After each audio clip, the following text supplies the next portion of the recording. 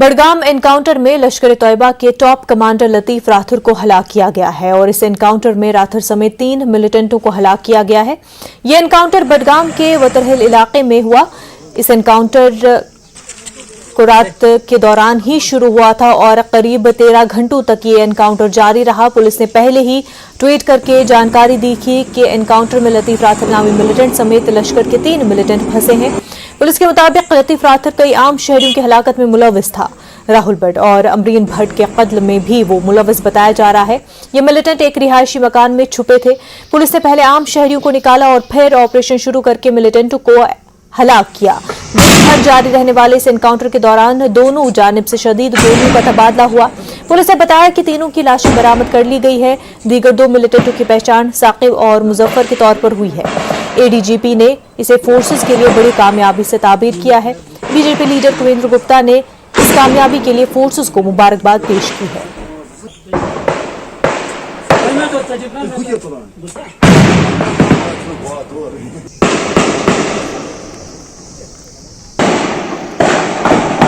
Firing सुन रहे हैं?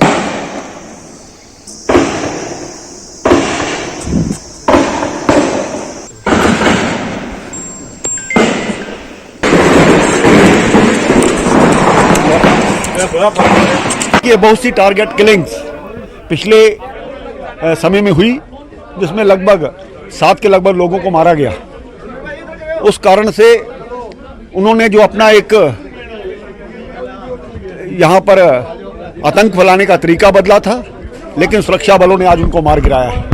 ये अपने आप में एक बहुत बड़ी उपलब्धि है और मुझे लगता है कि जो भारतीय जनता पार्टी का नारा है कि आतंकवाद के प्रति जीरो टॉलरेंस, उस पर सरकार काम कर रही है और सुरक्षा बलों को खुला हाथ है।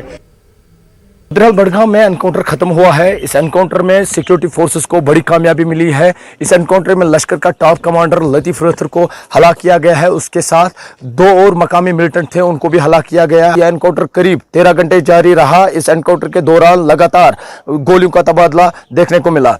फोर्सेस के लिए यह बड़ी कामयाबी है, क्योंकि लतीफ राथुर फोर्सेस के मुताबिक वो आम शहरियों की हलाकत में मुलविस था और हाल ही में जो अमरीना भट्ट और राहुल भट्ट की किलिंग हुई थी, उसमें भी लतीफ राथुर को मुलविस करार दिया गया है। न्यूज़ 18 के लिए बडगाम से मैं आबिद हुसैन। यौम आज़ादी की तकरीब से कबल पुलवामा में सिक्योरिटी फोर्सेस को एक बड़ी कामयाबी मिली है और एक बड़े मुमकिन हादसे को टाल दिया गया है। एक आईईडी को नाकारा बनाया गया है। फोर्सेस ने पुलवामा के सर्कुलर रोड पर टहाब क्रॉसिंग के नजदीक रोजमर्रा की पेट्रोलिंग के दौरान मुश्तबा शय पाई।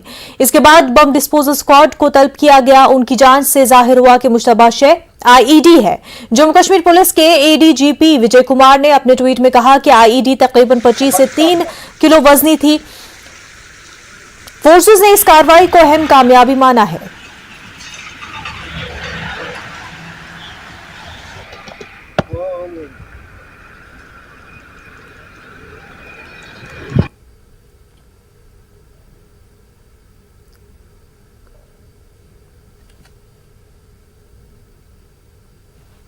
जम्मू कश्मीर में रवा साल असेंबली चुनाव होने के इम्कानात मफकूद हो चुके हैं। इलेक्शन कमीशन ने फहरिस्त राय दहिंदगान पर खसूसी नजरसानी के शेड्यूल को तब्दील कर दिया है। जम्मू कश्मीर में इलेक्टोरल रोल्स के रिवीजन की मशक मुकम्मल करने के लिए अब 25 नवंबर तक का वक्त दिया गया है।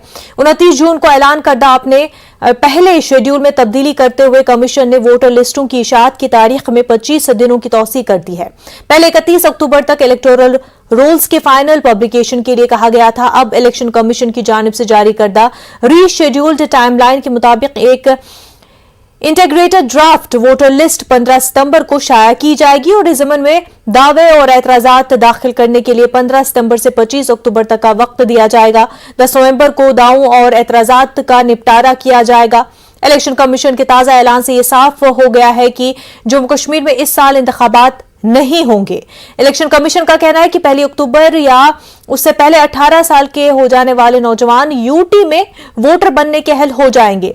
पूरे 3 साल बाद जम्मू कश्मीर में वोटरों की लिस्टों पर नजरसानी हो रही है। डिलिमिटेशन के बाद इलेक्शन कमीशन की यह पहली मशक है। जम्मू कश्मीर नेशनल कॉन्फ्रेंस ने जम्मू कश्मीर में इलेक्टोरल रोल्स की हतमी लिस्ट को मुश्तहर करने की तारीख में तौसी से मुतल्लिक इलेक्शन कमीशन के फैसले पर सख्त नाराजगी का इजहार किया है। एनसी के तर्जुमान इमरान नबी डार का कहना है कि इंतखाबात के इनकाद में जानबूझकर ताखीर की जा रही है। एनसी का कहना है कि जम्मू कश्मीर के लोगों के लिए एक मुंतखब हुकूमत ही मसाइल का हल है। Now in the fifth year, when J&K will not have an elected representative, an elected chief minister at place. This is, we just completed 4 years in June. It's really unfortunate this new announcement that has come from Election Commissions of India, where they have mentioned that the electoral rules will be completed by November of this year. There is bureaucratic setup at place who are not ready to listen to people. It's a bureaucratic system. Officers are being brought in from God knows from which areas of the country, and they have no understanding of the local population. They have no understanding of the topography. So all their decisions are bereft of any logic. Most of the decisions are bereft of any logic. So we were hoping, and it was promised to us, that the democratic system will be set in place, will be rolled in some time. But unfortunately, even that assurance has turned out to be false.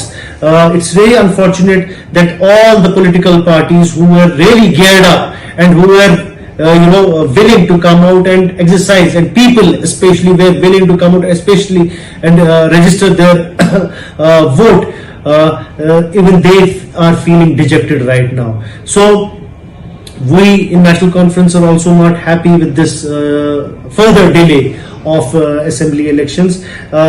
It will inevitably have repercussions, and I don't need to tell you what repercussions. You have seen it yourself.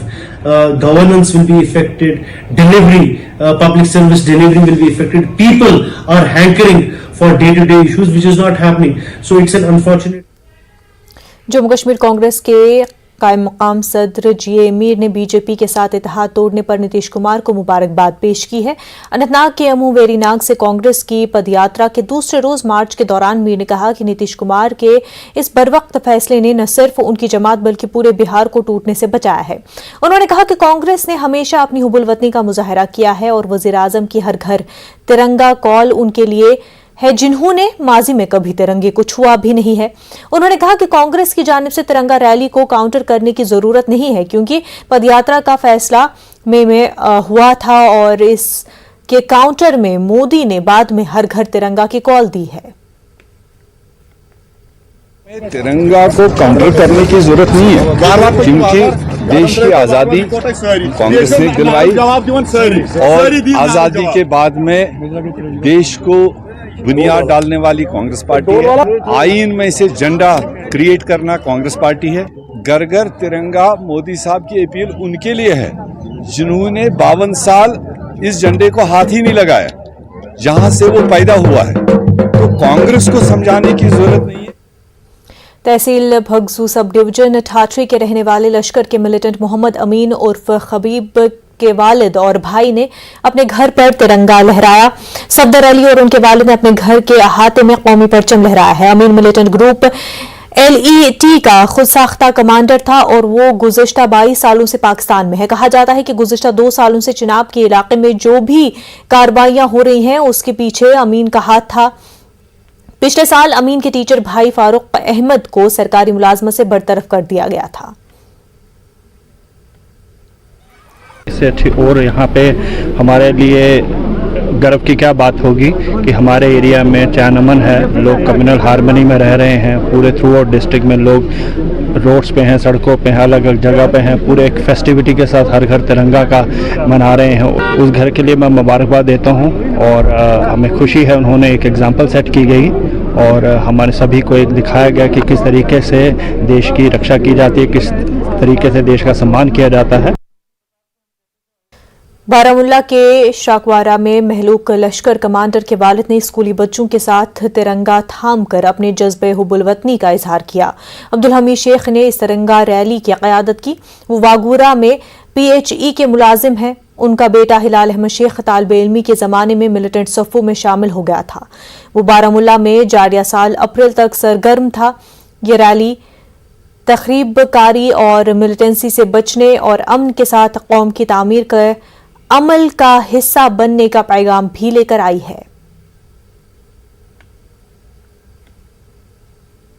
आज हसा code Ishraq वारा गामस मस ये तिरंगा rally अम खतर कि अत पे बड़ फखर करान तो यह हसा आज पूर हिंदुस्तान मज हर जाय घर घर मनावन यवान तो इसलिए अस हसा मानो आज ये तिरंगा बड़ खुशी सतन।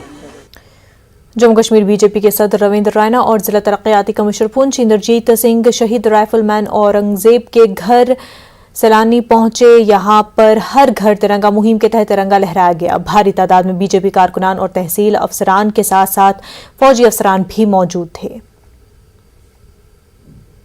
मातृभूमि पर मर मिटने वाले नौजवानों का देश है।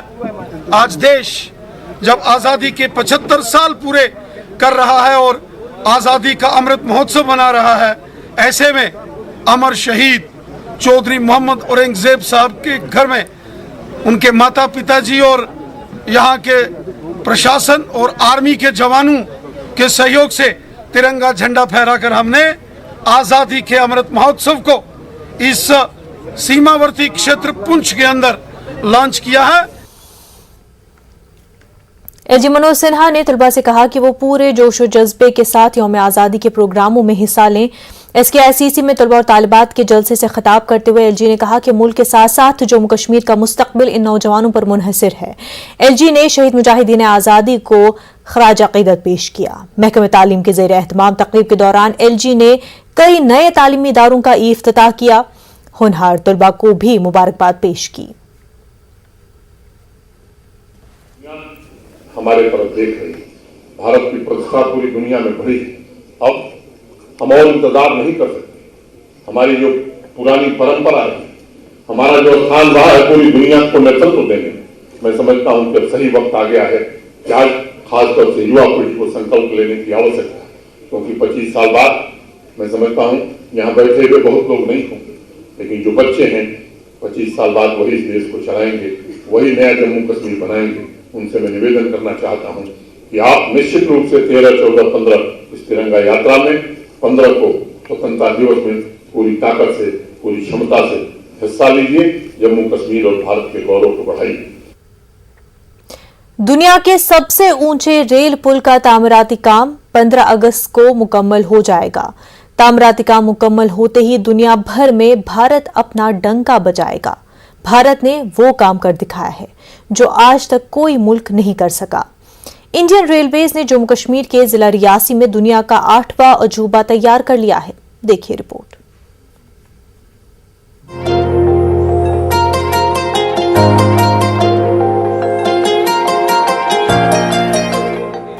Udhampur Baramulla rail link project के तहत दरियाई चिनाब रेलवे पर पुल बनाने का काम तकरीबन मुकम्मल हो चुका है। तकरीबन 360 मीटर बुलंद ब्रिज बनाने के लिए मजदूर और बड़े ऑफिसर दिन रात सरगर्म अमल है। 15 अगस्त को पुल के दोनों सिरे जोड़ लेने का हदफ हासिल कर लिए जाने की कवी उम्मीद है। इफकॉन कंपनी इस पुल का तामीराती काम अंजाम दे रही है। इस अहम पुल की तकमील के बाद तरक्की का नया दौर शुरू होगा। कश्मीर से लेकर कन्याकुमारी तक रेल लिंक का ख्वाब पूरा होने जा रहा है। मुल्क का हर शहरी कश्मीर से कन्याकुमारी तक ट्रेन में सफर कर सकेगा। इससे कारोबार में तेजी आएगी। पुल बन जाने पर भारतीय फौज को भी बहुत आसानी हो जाएगी। वो भी ट्रेन के जरिए अपना सामान ले जा सकेंगे। पुल बनाने में जदीद तरीन टेक्नोलॉजीज इस्तेमाल की गई हैं। बताया जा रहा है कि ये पुल हर तरह की आफात समावी को मात दे सकता है। ये पुल ताकतवर और जबरदस्त जलजले या बड़े धमाके को बर्दाश्त कर लेने की पूरी सलाहियत रखता है। जिला रियासी में तैयार हो चुके इस पुल से लोगों को काफी उम्मीदें हैं। आपने सुना होगा कि 15 अगस्त को ये इसका आर्च का जो काम है वो कंप्लीट होगा और लाल किले से शायद प्रधानमंत्री जी इसको एक उस दिन अनाउंस भी करें और पूरी दुनिया की नज़र होगी। हमें बड़ा गर्व है कि हम तो इस ब्रिज के पास में रहते हैं।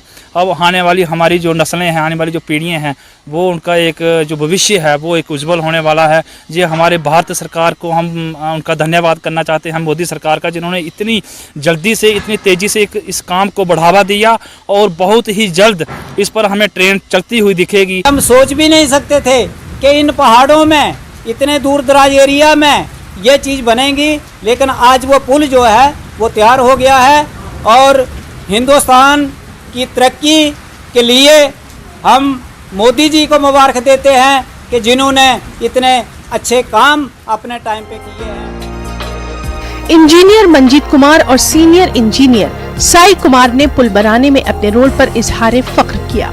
उन्होंने कहा कि खराब मौसम जैसे चैलेंजेस के बावजूद पुल का काम पूरा कर लिया जाएगा। मैं भी इसी एफकॉन्स प्रोजेक्ट का ही एक एम्प्लॉइज़ हूँ और एक्चुअल डे नाइट पे हम यहीं पे काम भी करते हैं और हमारे बहुत सारे काम, हमारे खुद के काम भी है यहाँ पे। और 15 अगस्त को जैसे हमारा है यहाँ पे क्लोजिंग है, एक्चुअल जैसे नोज़ हमारा वगैरह डिसमेंटल वगैरह हुआ और नोज़ डिसमेंटल होने के बाद हमारा जो गोल्डन है टचिंग वगैरह, बाकी तो है जो होस्टिंग होना है, सेलिब्रेटिंग वगैरह जो भी है यहीं पे होना है। 15 अगस्त के दिन जो रखा हुआ है फंक्शंस वगैरह है। मेरा प्रोजेक्ट है, हमारा चिनाब का ब्रिज का एडजेसेंट प्रोजेक्ट है। चिनाब प्रोजेक्ट अभी ये अगस्त 15 में नोज कंप्लीट होने वाला है। इसके लिए बहुत हम खुशी पे है क्योंकि ये 15 साल से काम चल रहा है इस पे। और हमारा ब्रिज में भी ऑलमोस्ट कंप्लीट हो चुका है, टप स्लैब्स कंप्लीट हो रहा है। अभी रेनी सीजन में ही बंदा काम कर रहा है, इसी को भी ऑलमोस्ट 2 महीने 3 महीने में कंप्लीट करने का हमारा प्लान है। ये 3 महीना थोड़ा टफ है, अभी बारिश कब आता है कब नहीं आता है पता नहीं चलता है, बिल्कुल प्रॉब्लमेटिक है, मगर ठीक है हम उसको भी फेस करके चैलेंज लेके कर रहे हैं। आजादी के 75 साल पूरे होने की खुशी के मौके पर इस पुल को बनाने का काम पूरा होने जा रहा है और ऐसा लगता है कि भारत गगन को चूम रहा है। 15 अगस्त को यहाँ भी तिरंगे की आन बान और शान देखने को मिलेगी। जम्मू कश्मीर के जिला रियासी में ये पुल तैयार हुआ है और जिस छोर में हम खड़े हैं ये बक्कल एंड कहलाया जाता है और पुल का दूसरा छोर जो है वो कोड़ी एंड कहलाया जाता है। यानी कि चिनाब नदी के ऊपर ये पुल तैयार किया जा रहा है। एफकॉन कंपनी और भारतीय रेलवे के तमाम बहादुर इंजीनियर दिन रात मेहनत इसके ऊपर कर रहे थे और ये हिस्सा जो हो कटरा रेलवे स्टेशन को जोड़ेगा और दूसरा छोर जो कि कोड़ी एंड कहलाया जाता है वो बनिहाल रेलवे स्टेशन को जोड़ेगा। न्यूज़ 18 नेटवर्क के लिए करणदीप सिंह, रियासी।